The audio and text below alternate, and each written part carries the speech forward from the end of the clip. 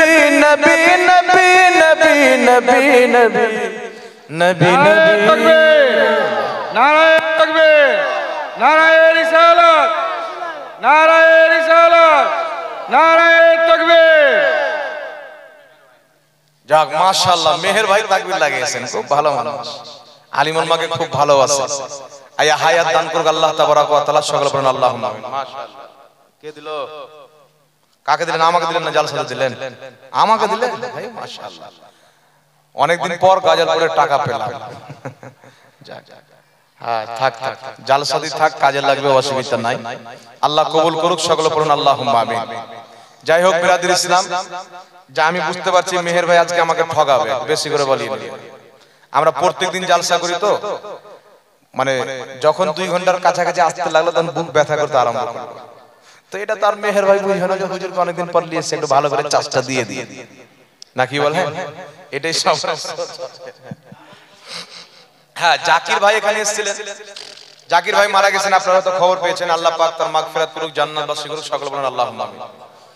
কত আশা ছিল যে একসাথে 2 জন যাব, আর গিয়ে সাকালি করে গিয়ে মেহের ভাইয়ের সাথে একটু ঘুরবো টুরবো, তারপরে জালসা করে একই গাড়িতে যাব, একই গাড়িতে চলে আসবো।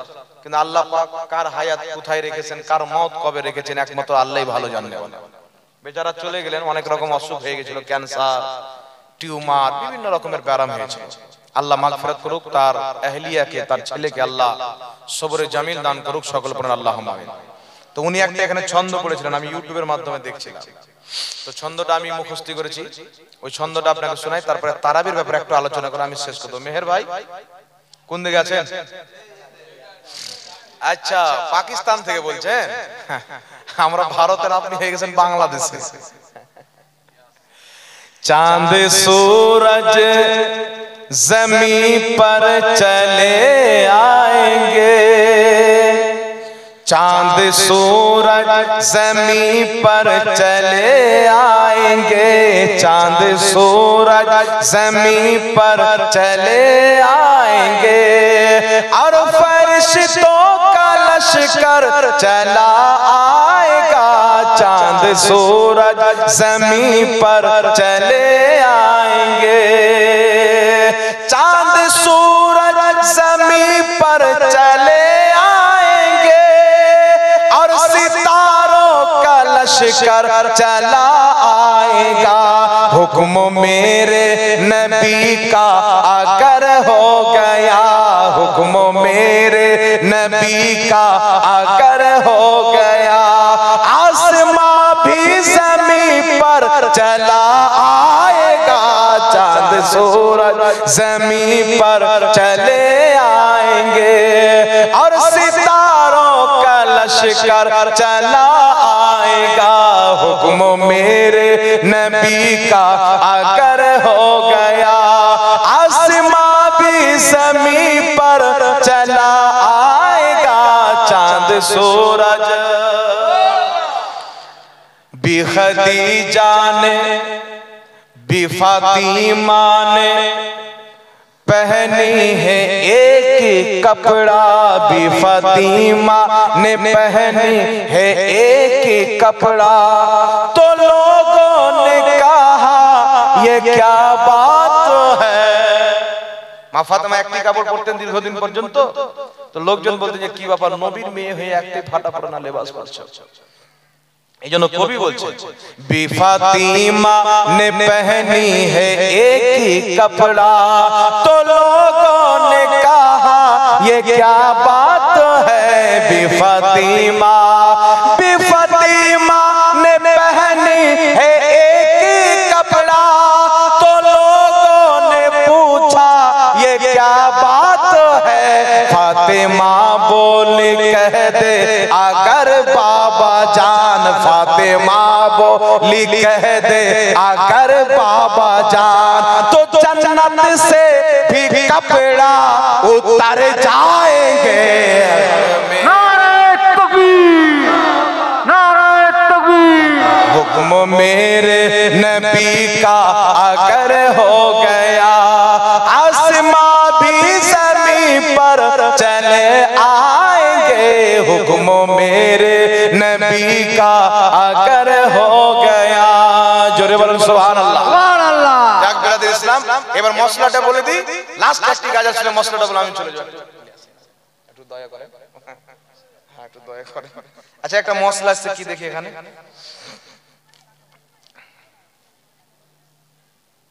কাউয়ালি শোনা কি যায় না না যায়? কাউয়ালি শোনা না যায়, কাউয়ালি করাও না যায়। আজকাল কাউয়ালি হয় না, যেটা গান বেশি খারাপ, গানের চেয়ে কাউয়ালি বেশি খারাপ। মানে দাড়ি নাই, সুন্নাত তো নাই, মদ পান করে, পান খেয়ে খেয়ে দাঁতকে কয়লা বানিয়ে রেখেছে। এমন এমন লোক পেশাব করে পানি লাই না আল্লাহ জানে, ওই লাগাচ্ছে কাওয়ালি। মাজারে কাওয়ালি, কোথায় কাওয়ালি। এই জন্য এই আউয়ালি কাওয়ালি ইসলামে এগুলো জায়েজ নাই। কথা বুঝছেন? কিছু মুহাদ্দিসিনে কেরাম, একটা দাফ হয়, নবী মক্কা থেকে মদিনা হিজরত করে এসেছিলেন, তো সাহাবারা দফ বাজিয়ে নবীর ওয়েলকাম করেছেন। যেই ঢোলের একদিক হয়, একদিক হয় না। তো কিছু কিছু আহলে সুন্নাত ওয়াল জামাতের আলিমগণ বলেছেন যে কাওয়ালি পড়নে ওয়ালা যদি আলিম হয়, উল্টা পুল্টা ছন্দ না বলে, সাহাবীকে নবী, নবীকে খোদা না বানিয়ে দেয়, যার যেটা মর্যাদা, ইলম রাখে, জ্ঞান রাখে, এই রকম লোক দফের সহিত যদি কাওয়ালি পাঠ করে বা সারা আদমি, তাহলে তার কাওয়ালি করা জায়েজ হবে। আর আজকাল যেগুলো কাওয়ালি হয়, জালওয়া দিখায় আর চাঁদ নেই, এদের গান বানিয়েছে, গানের নকলে কাওয়ালি বানিয়ে দিয়েছে। কথা বুঝতে পারছেন? তো এইগুলো কাওয়ালি বর্তমানে যেগুলো হয়, এইগুলো কাওয়ালি মোটো জায়েজ নয়, স্পষ্ট হারাম এবং নাজায়েজ, করা যাবে না। যেখানে কাওয়ালি হবে ওখানে হাজরিও দেওয়া যাবে না। আর আছে নাকি?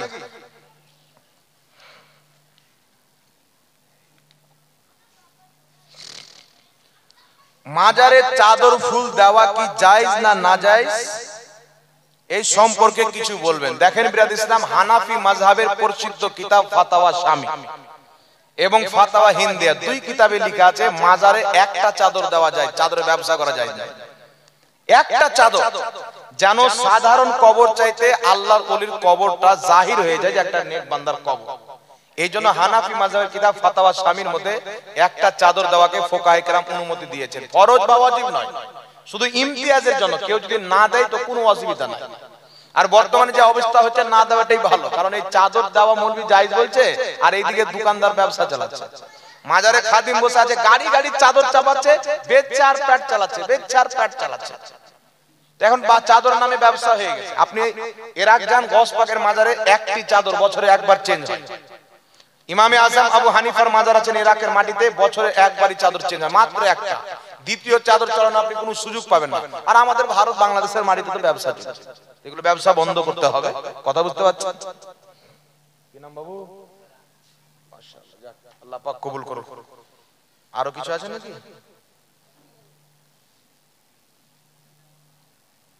স্ত্রীকে কি কোনো ভাষায় গালি দিলে তালাক হয়ে যাবে? তালাক বললে তালাক হবে, তোকে ছেড়ে দিলাম বললে তালাক